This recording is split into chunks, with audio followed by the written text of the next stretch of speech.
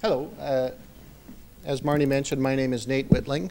I'm a criminal defense lawyer in Edmonton, and I am sometimes asked to come and speak about a case that has really been an obsession of mine for about 10 or 11 years. I began working on this case when I was a pretty junior lawyer, about 3 or 4 years at the bar, and it has turned into a much, much greater case than I ever could have anticipated. It does have very significant ramifications, I think, for the Canadian Constitution, including its scope. I see in the back of the room that I'm not being heard, so maybe I'll put the microphone a little closer to my mouth. And so some of the more important aspects of this case relate to the applicability of our Constitution outside the geographical boundaries of Canada, such as Guantanamo Bay in Cuba. Omar Khadr is someone who is a unique client for me. As a criminal defense lawyer, of course, I have acted for a lot of people accused of a lot of things. Omar is someone who is a special person. He's a special client. I personally have very, very little concern about Omar being presently free on bail. That's a judgment call for others to make. But the purpose of this presentation, of course, is to examine some of the events which transpired throughout the course of this litigation. I'll apologize at the outset. I am not the Omar Khadr lawyer who called the Prime Minister a bigot on national television. I'm not the Omar Khadr lawyer who's presently living with Omar. That's my good friend and my co-counsel, Dennis Edney. I am more the litigation type person. Dennis and I have a very good division of labor. I generally speak to the judges. He generally speaks to the media. So here we have a picture of Omar on the left when he was about 15, very shortly before he was taken captive by U.S. forces. And on the right, Omar about a couple years ago after his return to Canada. When people think about the Omar Khadr case, and in particular consider the circumstances of Guantanamo Bay, everyone thinks, well, the knee-jerk reaction is, well, of course, it's very obvious these types of violations cannot occur today. We all learned about the right to counsel, the right to habeas corpus, the right not to be detained without charge indefinitely, things of this nature. What I learned throughout the course of this litigation is that when you have the full array of at least two governments against you, those rights, as obvious as they are, can be very difficult to assert, and it's very difficult to achieve actual substantial relief for an individual when you have that full array of government against you. And so the complexity of the legal regime that we faced should not be underestimated. And what I'm going to attempt to do in the very limited time I have is to give a bit of a crash course in Guantanamo law, or Gitmo law, that actually was arrayed against us. Of course, this legal regime that governed the detention of these prisoners and continues to govern them in an ever-changing way was created by some of the most preeminent legal minds in the United States. And so there was a basis for it. It wasn't as obvious as you might think.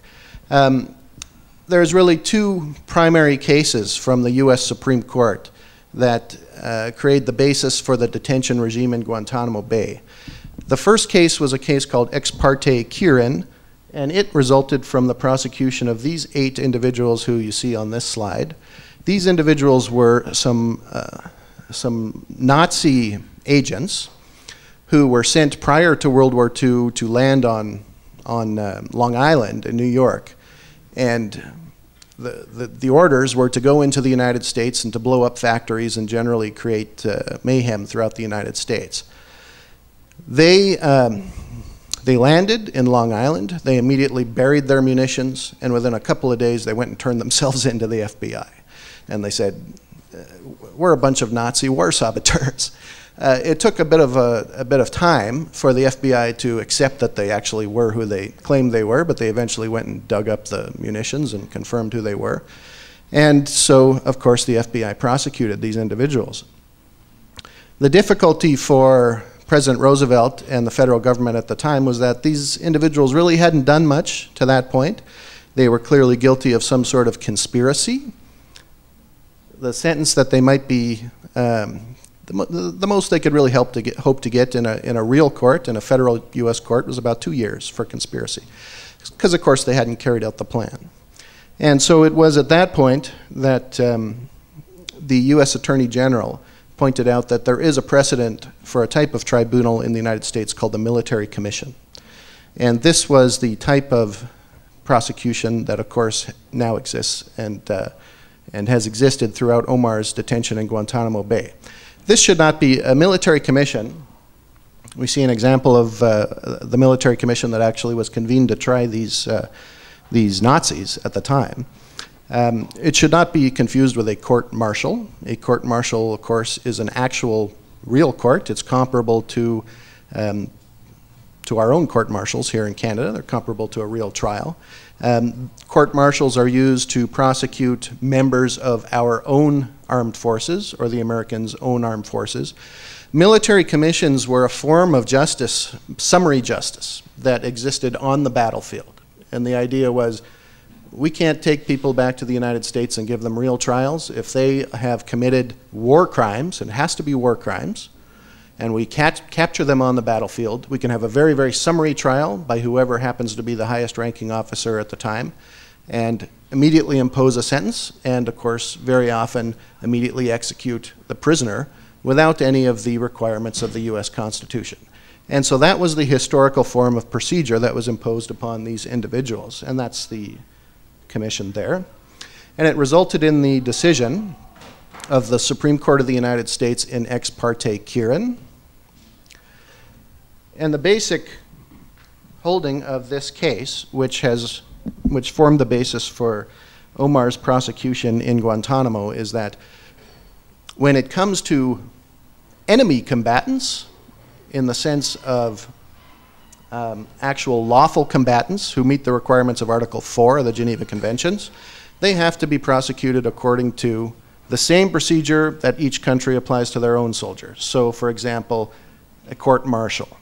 But when it comes to quote-unquote unlawful combatants, then you can use a military commission. And those are these summary procedures that have very little in the way of due process rights. And in that case, the Supreme Court said, by universal agreement and practice, the law of war draws a distinction between the armed forces and the peaceful populations of belligerent nations, and also between those who are lawful and unlawful combatants. Sorry, obviously you can't read these words, that's why I'm reading them out loud. Lawful combatants are subject to capture and detention as prisoners of war by opposing military forces. Unlawful combatants are likewise subject to capture and detention, but in addition, they are subject to trial and punishment by military tribunals for acts which render their belligerency unlawful. And so that is the basic idea for depriving anyone in Guantanamo Bay of an actual trial. The idea is they are quote-unquote unlawful combatants, which means they do not meet the requirements of Article 4 of the Geneva Conventions. Without getting into that issue in great detail, I'll just simply say that every member of the Taliban in Afghanistan does not meet the requirements of Article 4 of the Geneva Conventions. So there is no unlawful combatant opposing the United States in Afghanistan. And the question is, isn't it about time that these principles got revised? But in any event, that was the basis for this prosecution. So all of those individuals were executed. This is their actual gravestone photograph. I believe the one who cooperated the most had his sentence commuted, but otherwise all those individuals were executed. And that, of course, was one of the main reasons why that particular form of procedure was chosen. Rather than settling for a 2-year sentence, the death penalty was available. The second, so that's the first sort of pillar of Guantanamo law. The second case is a case called Johnson versus Eisentrager. Again, another case decided in the aftermath of World War II. This was the case repeatedly relied upon by the US government lawyers throughout the history of the litigation of this case. Very briefly, this was a case, I don't have any photographs because it occurred on the other side of the world. A number of Nazi prisoners were captured in China and were being detained by US forces in China.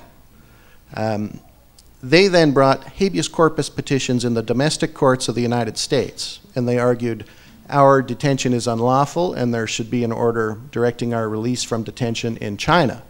They were being held by US forces, so one could certainly see an argument that the US Constitution would apply to their situation, but that argument was rejected back in 1950. And what the court said was, it is war that exposes the relative vulnerability of the alien's status. The security and protection enjoyed while the nation of his allegiance remains in amity with the United States are greatly impaired when his nation takes up arms against us. While his lot is far more humane and endurable than the experience of our citizens in some enemy lands, it is still not a happy one. And so the basic holding of Eisentrager versus Johnson is that the US Constitution did not apply outside the geographical boundaries of the United States. So the idea was, as long as we are detaining these prisoners somewhere outside of the US, habeas corpus doesn't apply. And we've got a US Supreme Court case that confirms that approach.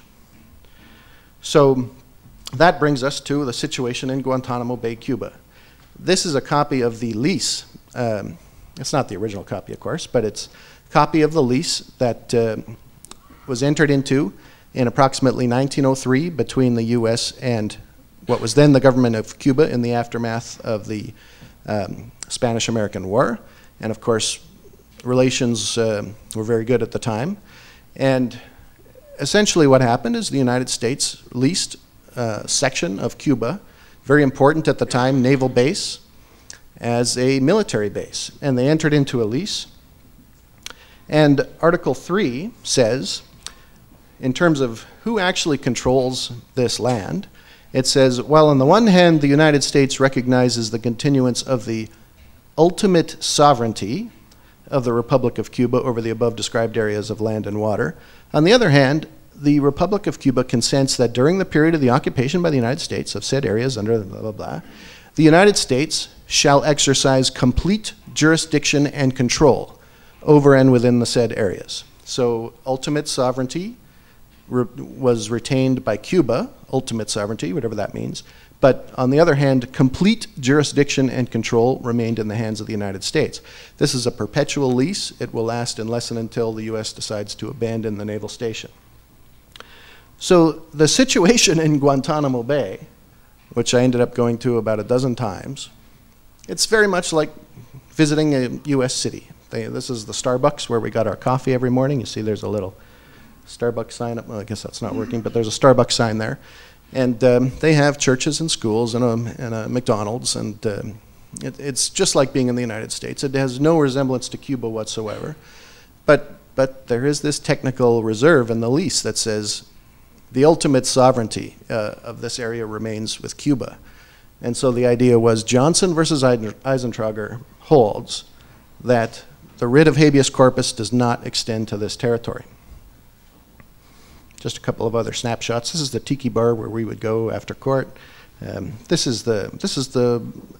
used to be air traffic control building, which had been converted into the courthouse, and our office was sort of up on the left-hand side there. And so this is the situation. Okay, and so then the way the president chose to implement this law was through this memorandum of November 13th, 2001, so right in the aftermath of 9/11. And he said, we are going to set aside Guantanamo Bay as a place to detain these prisoners. And, importantly, one of the features, and one of the defining features of this presidential order was no one can be held there except foreign nationals. So no American citizen can be held in Guantanamo Bay. A fairly important point when one comes to consider discrimination on the basis of nationality.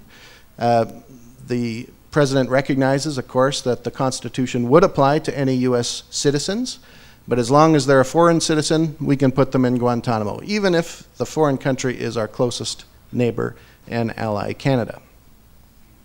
Also importantly, in that presidential order was the condition which says that the individual shall not be privileged to seek any remedy or maintain any proceeding directly or indirectly, or to have any such remedy or proceeding sought on the individual's behalf in 1, any court of the United States, or any state thereof, or 2, any court of any foreign nation, or 3, any international tribunal. So I read that to the Supreme Court of Canada, and so I said the President has purported to say that this court has no jurisdiction to consider the case of Omar Khadr.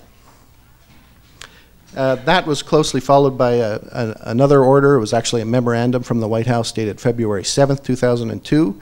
And in this memorandum, the President declared that all the members of Al-Qaeda or Taliban, or persons who have been accused of being such members, are enemy combatants, and therefore they can be detained in Guantanamo Bay. There's no, so he says, no individualized assessment is to be required.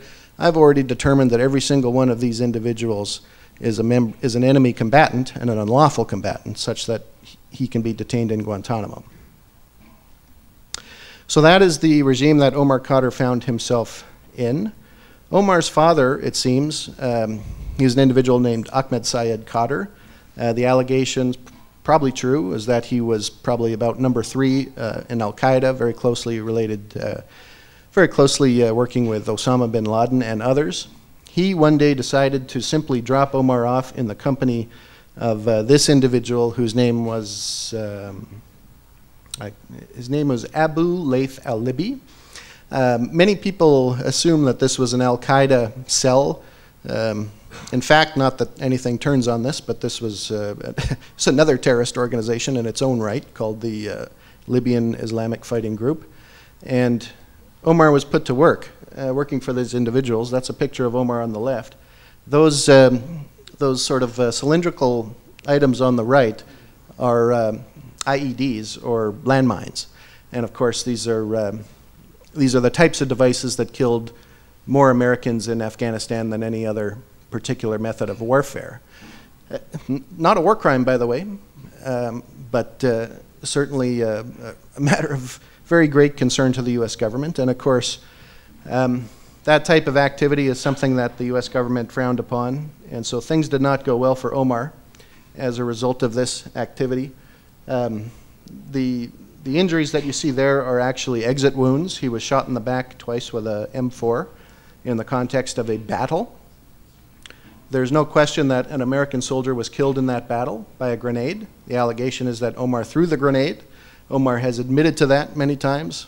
Many times he said it wasn't the case. He was interrogated on that so many hundreds of times. I'm just simply not sure what happened. It doesn't really matter. But much to their credit, the U.S. government saved Omar's life. Much to their discredit, they then brought him to Guantanamo Bay over the objection of the Canadian government.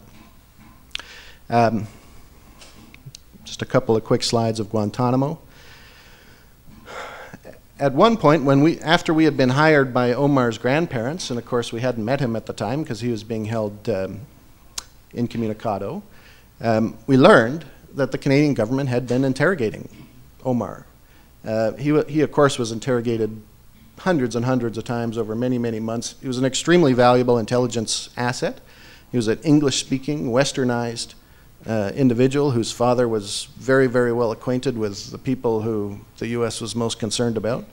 So he was interrogated many times. We learned about these interrogations, and then we learned it was actually the Canadian government officials who were down participating in these interrogations. And this is a video this is stills from a video that we acquired many years later of interrogations of Omar when he was down there in Guantanamo. Needless to say, he had no right to a court, couldn't seek habeas corpus, had no right to a lawyer, hadn't been charged with anything. He had been abused. I don't want to get into that debate right now, but I can tell you he was very severely abused.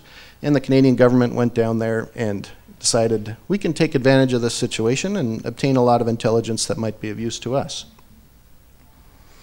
All we knew about this at the time was what we had read in the media. This is just an excerpt from a news article where someone named Reynaud Douaron of the federal government, who I don't think I've ever met, and I think some of you may know of him, he admitted that yes, there had been these interrogations, these meetings. They were not consular visits, and that concerned us, obviously. And so when it came to trying to seek some relief from the Canadian government, we began to look into this further.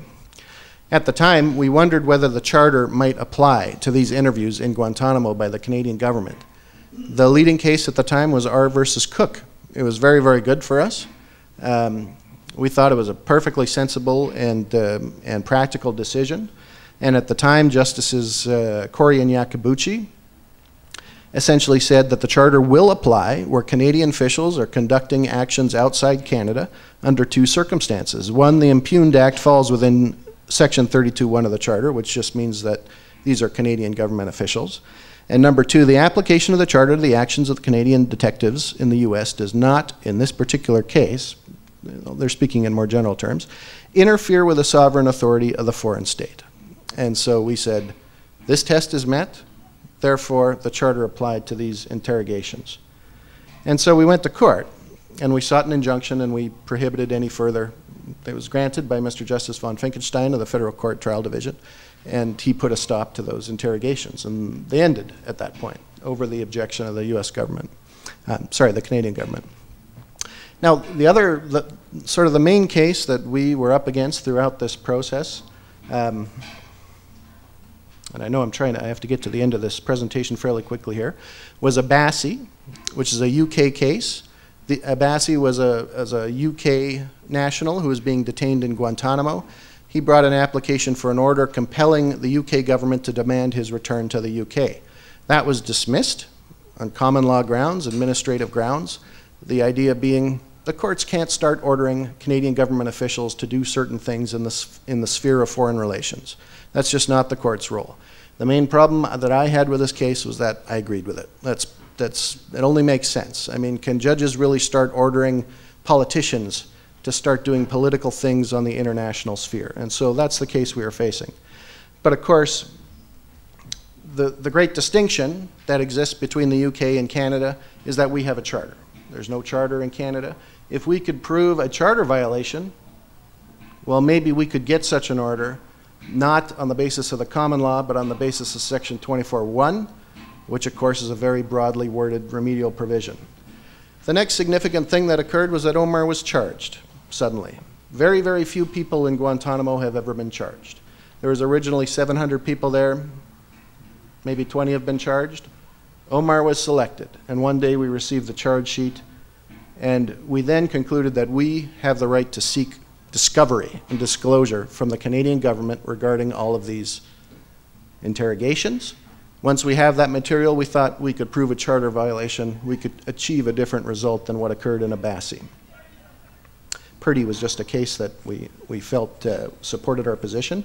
We lost at the trial division. We won at the Court of Appeal division. And we received this astonishing order from the Federal Court of Appeal ordering the Canadian government to produce everything they had in relation to their interrogations of Omar Khadr. I was very pleasantly surprised by this decision. But of course, the government appealed to the Supreme Court of Canada. And what happens then in the interim is R versus Hape gets released, and I think Rob's going to be dealing with the Hape case. We didn't expect it. All of a sudden the Supreme Court says, by the way, Cook is overruled, which was the case that we had been relying upon to that point. And the Supreme Court says, actually the charter is very rarely going to apply outside of Canada. And there's a whole lot of reasons why they decided that Cook was wrong, and they simply overruled it even though it was only about 9 years later. I thought things were pretty dim at that point. I was very disappointed. Then Audrey Macklin here at the U of T said, no, Nate, you got to read that case a lot more carefully because there's some very good exceptions in there. And so I sat down and I read it, and what Justice LaBelle says very briefly is, yes, we will rarely impose the charter outside of Canada because of deference to the other country system, but that deference ends where clear violations of international law and fundamental human rights begin. So if there is a violation of international law of human rights, now the charter will actually apply.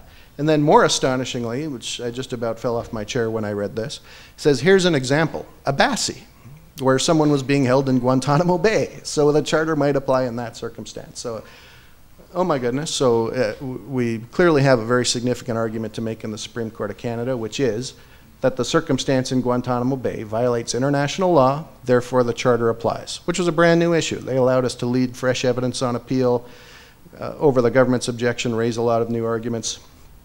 And it ended up being held that the charter did apply. So very quickly, the other significant thing that occurred at this time, the US Supreme Court releases Hamdan versus the United States, and the entire military commission regime under which Omar was being prosecuted gets struck down. Because it is found to be contrary to the Geneva Conventions, and in particular Common Article 3, which says even if you are an enemy combatant, you have certain minimal rights, including the right to a fair trial. And so the entire prosecution was thrown out. It was reinitiated later, of course. They just wrote a new statute. In that first Khadr case of 2008, so we went there 3 times. I argued 3 appeals there. The Supreme Court says, it's going to be an unusual circumstance where we're going to rule on issues of foreign law. But when Hamdan and another case called Rasul, the US Supreme Court has already ruled on their own law, we're just going to accept it and recognize these circumstances were violations of the Charter. Then got sent down to Mr. Justice Mosley of the federal court to review the documents to decide what we would get. One document in particular came to be of importance. This is the way it looked when we first received it. We'd had it for a number of years. And then after Justice Mosley's decision, it looked like this. And in this version of the document, it was acknowledged that Omar had been subjected to this sleep deprivation program, where they let him sleep for a couple hours, then they come in, roust him up, make him gather up all his possessions, move to a different cell, sleep for a couple hours, move him to another cell, and would never let him sleep for more than a couple hours at a time.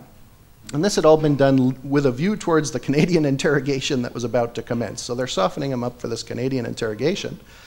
The Canadian government then goes down there, they're told that this is what has been done to Omar, and they proceed with the interrogation.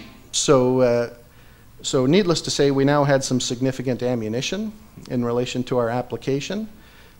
So we then brought our application, and I thought we had no real chance of succeeding. Our US co-counsel were saying, Nate, you got to bring this application. Doesn't matter if you win or lose, because you got to put pressure on the Canadian government, and maybe that'll change their mind. So we brought it, even though we thought it was hopeless. And we won at the trial division. We received an order from Mr. Justice O'Reilly. The federal court, he says, the application is allowed, and the respondent's request, and Canada was ordered to request that the US return Mr. Khadr to Canada as soon as practicable. An astonishing order. It was quite astonishing when I received it. I remember and then we won in the Federal Court of Appeal. Again, there's this brief window between the Federal Court of Appeal and the Supreme Court of Canada where I was naive enough to think we could actually win as a result of this. Because we had won in the trial division, then we won in the Court of Appeal, and I actually thought for a moment that potentially the Supreme Court would order the government to make this request, they would make it, and Omar Khadr would be returned to Canada. And of course, when you start feeling that way, that's when the rug gets pulled out from under you. And we lost in the Supreme Court of Canada. The court agreed that there was a significant charter violation as a result of these interviews, but they would not order the government to actually make that request.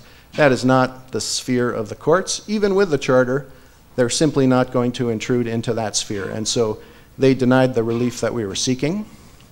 I'll mention, by the way, of course, that so we would have been before 13 judges in that case. 12 of them agreed that there was at least a charter violation. At least on that, they all agreed. These interrogations were clearly a charter violation. There was one judge who said, no, this is not even, never mind the remedy, this isn't even a charter violation. And of course, that was Justice Marc Nadon. And we know later there was an attempt to appoint him to the Supreme Court of Canada, and it seems fairly clear to me that this dissent was at least a factor in that decision.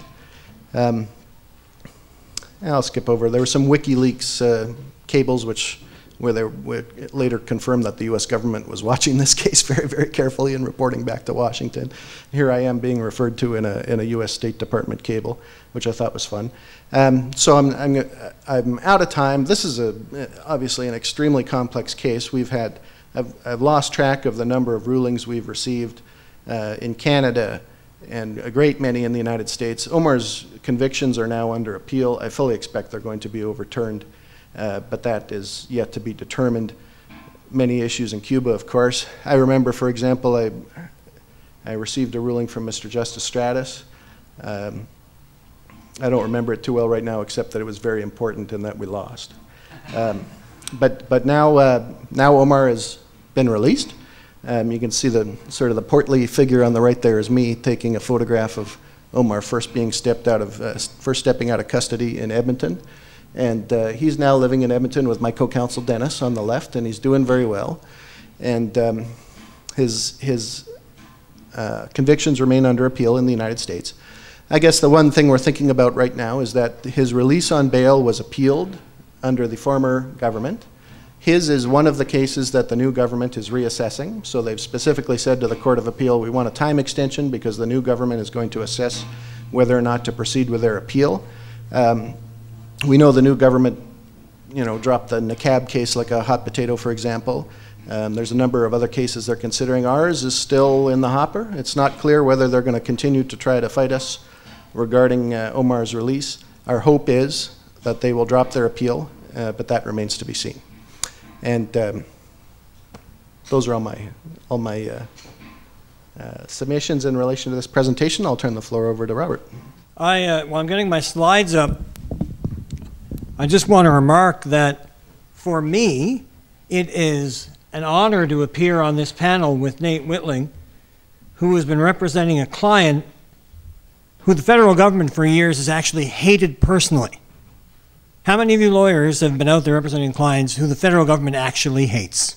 I mean, their hatred was expressed clearly. So I think it takes a special kind of bravery to be that kind of counsel. So this is a real pleasure for me. I'm glad you heard from Nate about so much of the case. I'm going to try to be pretty short.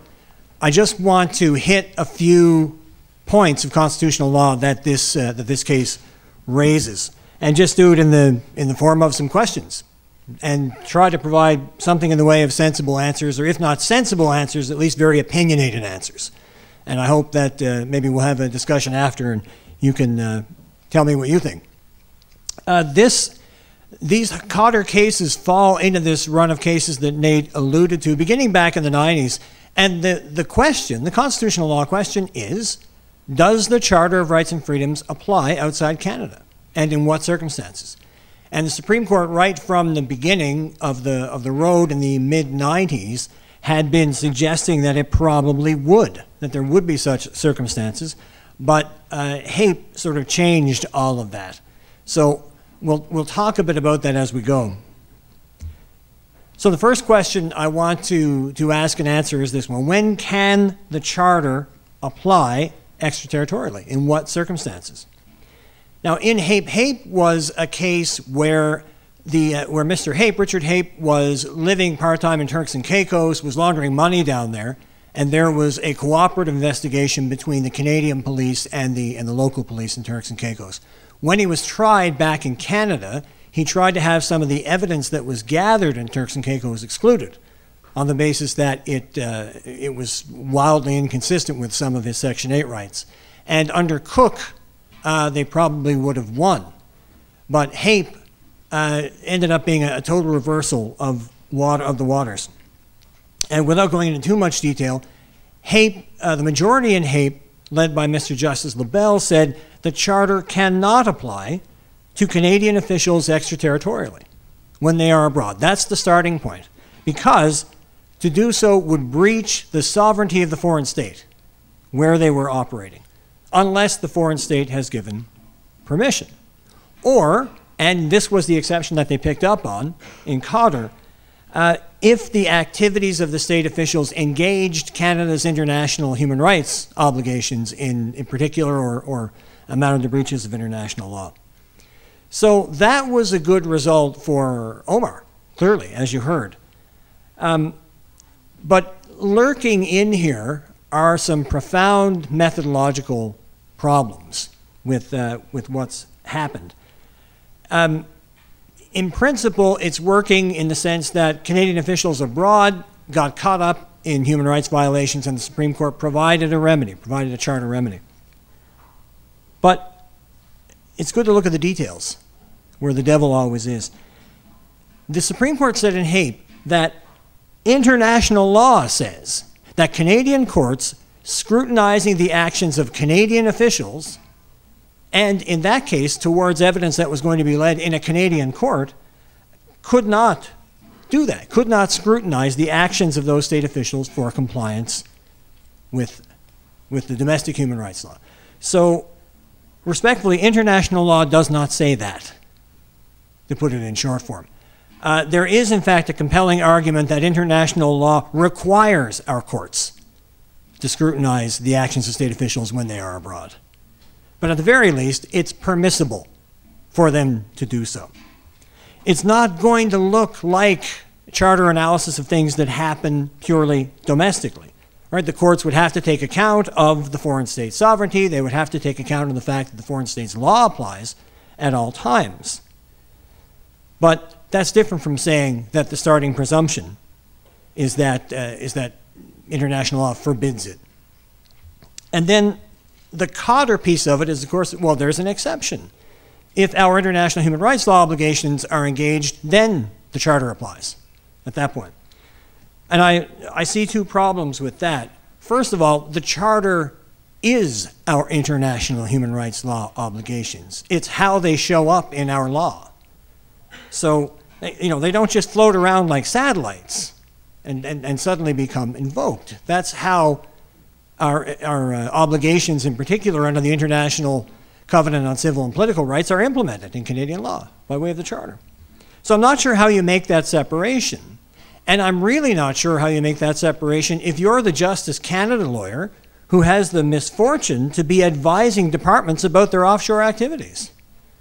How could you predict that? I have no idea. You'd have to send a Crown lawyer along with every team of CSIS agents or RCMP or whoever it happens to be that goes abroad. And second, if, as Hape told us, applying the charter at all extraterritorially violates the foreign state's sovereignty, then how does applying it when international human rights obligations are engaged not breach the foreign state's sovereignty? And I'd like to take credit for that observation, but there was this character called Ian Binney who mentioned it in his concurring reasons in Hape, where he was a bit skeptical of the analytical structure, even though he agreed in the result. So that's the first question. Second question, to whom does the charter apply extraterritorially? Apparently to him. And that's it. That's all we know. That's all the Supreme Court will tell us. We know the charter applies extraterritorially, but Omar Khadr is the only person in the world to whom it applies. That's meant to be a bit humorous. I'm not. Okay, I'll get serious. I'll get serious. So the government end of things is reasonably easy. As Nate said, Section 32 of the Charter says, look, the Charter applies to the entire apparatus of the state. So police officers, CSIS agents, military, diplomats, immigration, offshore immigration agents, government officials. Regarding individuals, though, it's not as clear under what circumstance. I'm trying to sort of, through these questions, push out the current state of the law. Khadr's case arose, as you know, because he was a Canadian citizen. He was down there in Guantanamo, CSIS and the RCMP were down there engaged with him. The only reason Canada was involved was because he was Canadian. Now, a subsequent case that went through the Federal Court of Appeal, argued by Nate, in fact, was with regard to a gentleman called Slahi. Facts were essentially identical to Khadr, right? Except Slahi was not a Canadian national. It was the very same trip down, the same interrogators, the same circumstance. They just visited a number of people. Omar was one, Slahi was another. There we go. Not just identical, but the same day, practically. But Slahi's not a Canadian national. And the Federal Court of Appeal read the Supreme Court's reasons in Khadr as saying, well, maybe there's extraterritorial application of the Charter, but it only applies to Canadian citizens. Respectfully, I'm going to have to say respectfully a lot today, the Khadr decisions don't say that. With Khadr, the fact that he was a Canadian citizen was the factual link that brought him into the analysis. Now, it's worth noting that under various international human rights law treaties in the world, the ICCPR, the European Convention on Human Rights, the Inter-American Convention, states have been found liable for human rights breaches by their officials without any need for a citizenship link. So that certainly is not an international law requirement. And just one example that came up in the news again recently, British soldiers have been found liable for breaching the human rights of Iraqi nationals for their torture and detention during that conflict. So there's no international law imperative. Plus, I suggest if you do basic charter analysis, and I know Nate argued this before the Federal Court of Appeal, if you do basic charter analysis, Section 7, which we're talking about here, says everyone. In fact, 7 through 14 says everyone. Everyone's entitled to life, liberty, security of person, except in accordance with principles of fundamental justice, and so on. Everyone's entitled to that. Other sections of the Charter don't say everyone. Section 6 says Canadian citizens. So if we accept that the Charter applies outside Canada sometimes, which the Supreme Court does, then we have to actually apply that language and say that it applies to everyone. So the long and short of it is that if Canadian officials are abroad and participating in the mistreatment of any person, that person should have a remedy before our courts. International law demands it, at least there's a powerful argument that it does under the ICCPR, and I would suggest the clear language of the Charter itself demands it. So I think Slahi would be worth revisiting. Third question. I'm giving out so much good advice today. What should judges do about this? And Nate alluded to this point as well. When the federal government sends officials abroad, it is an exercise of the federal prerogative power over foreign affairs. Okay, we can accept that.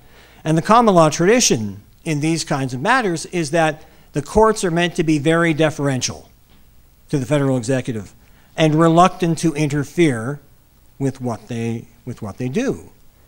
And it's this jurisprudential impulse that drove the remedy that you guys didn't get in Khadr 2010, which is that the court was willing to make a declaration that there was a charter breach, but not order the remedy of repatriation. Now, there are good reasons for this. There's good reasons for the separation of powers in our constitutional order, because it can be troublesome, it can be mischievous for the courts to interfere with the executive in the way it conducts the foreign affairs power. In fact, the courts, if they get messing around in it too much, could even cause Canada to breach international law. So there's a reason that a certain amount of power there is reserved to the executive. But that tradition is from a time before a constitutionally entrenched Bill of Rights, of civil and political rights, which is itself based on an international treaty on civil and political rights, which Canada signed in the 1970s. So if judges were asking me for advice, I don't hear any today, but it may happen, I'd say stop buying what the feds are selling on this point. The federal government keeps trying to infuse charter analysis with this aura of international law and the foreign affairs power, and then use that to essentially lighten charter scrutiny of the actions of state officials. But the charter was designed to constrain the actions of state officials. And this is the important part to me. Canadian courts scrutinize the actions of Canadian officials does not have to interfere with the sovereignty of foreign states, and it does not have to interfere with the way that the federal executive conducts foreign affairs. It's important not to ignore it. This is an area where the courts would have to be very careful, because there are dragons there that would need to be slain.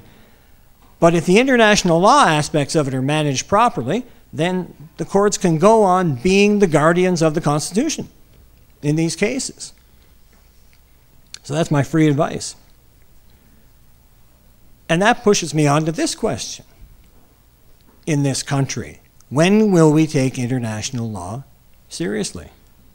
Now, that guy there is a guy who does take it seriously. Justice Stratus compellingly last night outlined for us the importance of legal doctrine and the importance of getting it right. International law, as I have to convince my students every year, is part of the law of Canada in various ways, in different ways. but partly our Constitution, partly our common law, partly our statutes. International law is part of our law. International legal doctrine in this country is in a sad state. When you read Hape and the two Khadr decisions and other cases, the methodology problems, the international law methodology problems in these cases are profound. And this is something we discussed last night with Justice Stratis about, where the courts can turn to, and the Academy has, some useful role to play, we hope, and we write articles, and, you like to get cited. This is an issue that the Academy's been yelling itself blue in the face about for a long time. Myself, John Currie at the University of Ottawa, Craig Forsees, and others. The issue is that international law, there's a low comfort threshold with it for lawyers and for judges. And in our tradition, of course, the judges are, the power of our system is that the judges are generalists. They show up because they understand legal reasoning, and counsel comes, and counsel is meant to assist them with the details. Not every person caught up in a case dealing with international law is fortunate enough to have Nate Whitling as their lawyer. They're not fortunate enough necessarily to appear before great jurists like Justice Stratis who understand the need to get the doctrine right. The federal government has a lot of in-house international law expertise, and that can make the litigation a little bit one-sided, I would suggest. So to take international law seriously, I think every law school should be required to make international law mandatory, but I can't seem to generate a whole lot of support for that position. But it would be great if there was more international law continuing legal education for the practicing bar and for judges through the National Judicial Institute. The Philippe Kirsch Institute is doing great work with international law CLE based out of here, out of Toronto. And last question, and I'll just conclude on this point, is this: why does all this matter? So why am I so fired up about it that I'm standing between you and your dinner on a Saturday afternoon? Why is it important enough for me to do that? Our government, like all kinds of governments in the world, is more involved in transnational enforcement activities now than ever before. Policing cooperation, anti-terrorism, all kinds of cooperation, lots of offshore activities. CSIS, as a result of some of the recent legislative changes, now has the statutory authority to go abroad and break foreign laws. They asked for that, and they got it from the last government, which I think might be a problem. But there's so much more of this now than there ever was. Our extradition system is going great guns. And don't get me started on our extradition law, but there's a lot of it happening. There's a lot of exchange of information between police, as you might have seen in the Whitling case, where wiretap information was being shared. Information is being shared between national security officials of various countries. Meher Arar can tell you what happens when this international enforcement cooperation goes unscrutinized. The cost is in blood.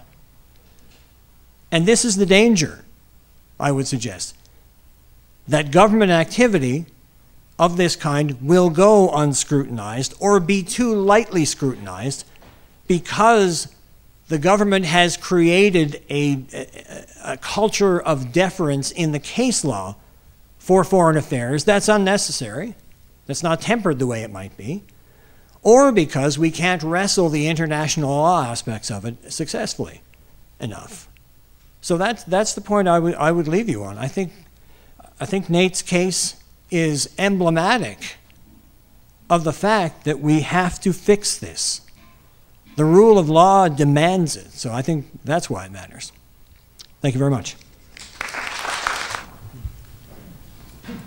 I'm not a criminal lawyer. I don't know anything about it.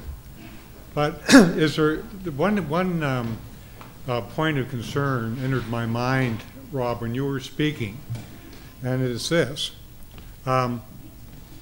Many Canadians find themselves in more severe circumstances than even Omar Khadr found himself in at Guantanamo Bay. Isn't it in their interest and in Canada's interest that they be visited by government officials, the government of Canada?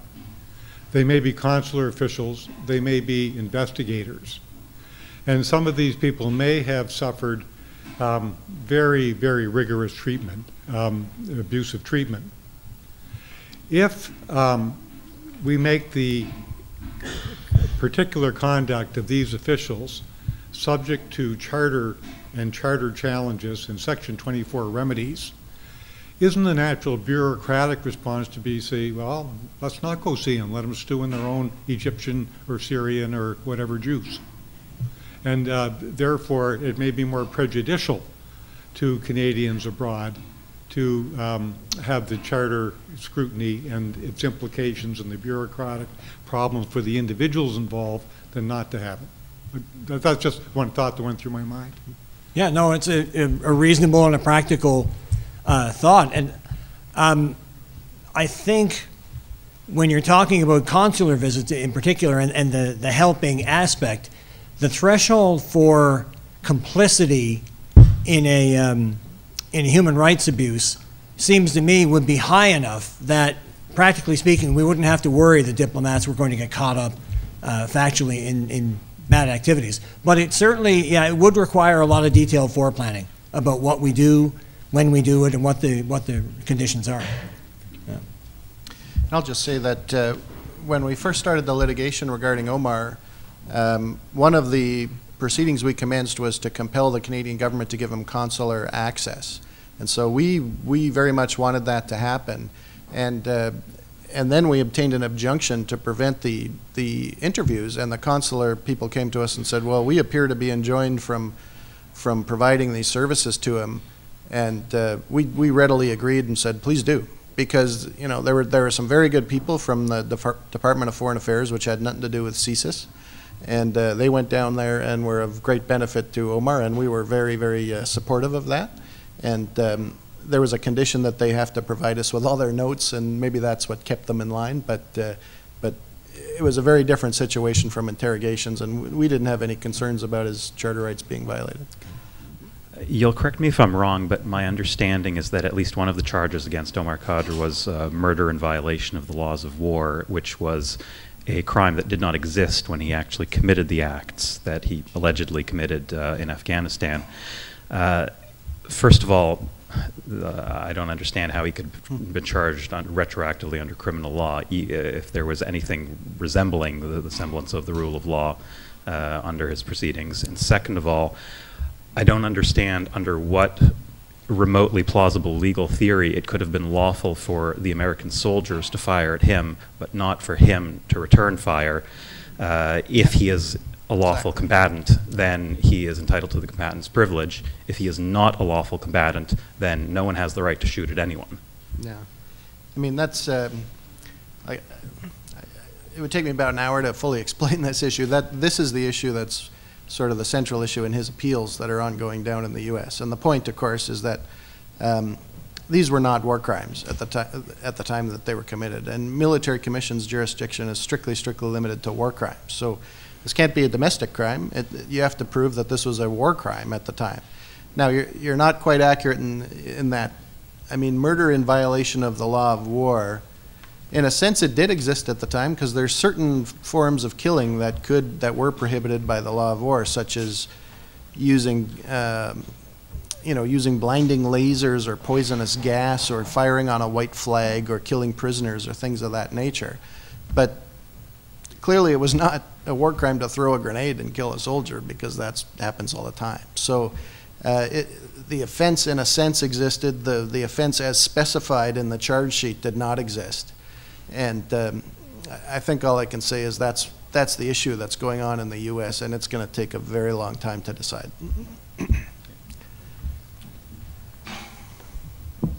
I guess I would only join in and say, again, my respect for Dennis and Nate really knows no bounds. It can be difficult to represent a client who's marooned in another country charged with made-up crimes under a made-up law before a made-up court. I think that would be quite challenging.